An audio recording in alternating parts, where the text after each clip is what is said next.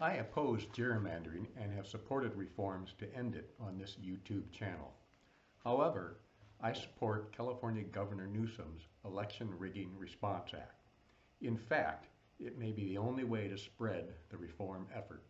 Sometimes we need to take a step back to find a new path forward. First, let me explain what gerrymandering is. The state legislatures draw the districts that will elect them and Congress by, wait, you say? The state legislatures draw their own districts?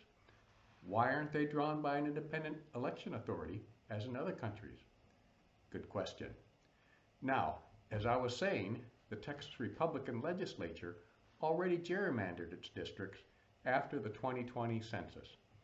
Gerrymandering crams a few districts full of Democrat voters, then makes Democrats a minority in a lot more districts to waste their votes. This gives a higher percentage of Republican representatives than there are Republican voters. Now they want to take it to another level. But wait, the Democrat representatives from Texas have the advantage of being the incumbent on the ballot.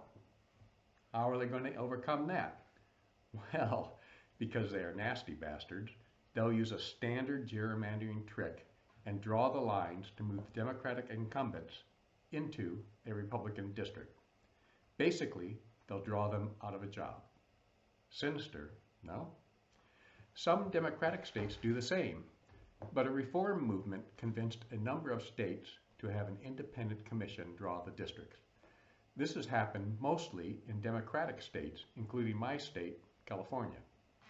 I thought such reform wouldn't happen unless the red states agreed to do the same. Otherwise, it would be unilateral disarmament by the Democrats. To my surprise and pleasure, that's what California did to get the reform movement moving. But red states didn't follow.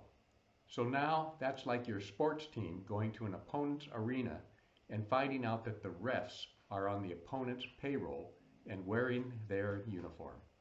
But at your home arena, impartial refs are used.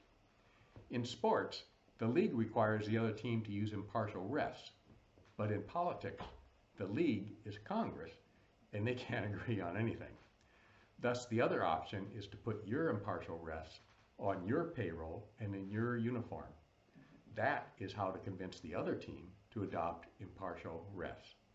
It is not only necessary in these desperate times to somehow check our wannabe dictator president, but it just might be the most viable path to election reform of gerrymandering.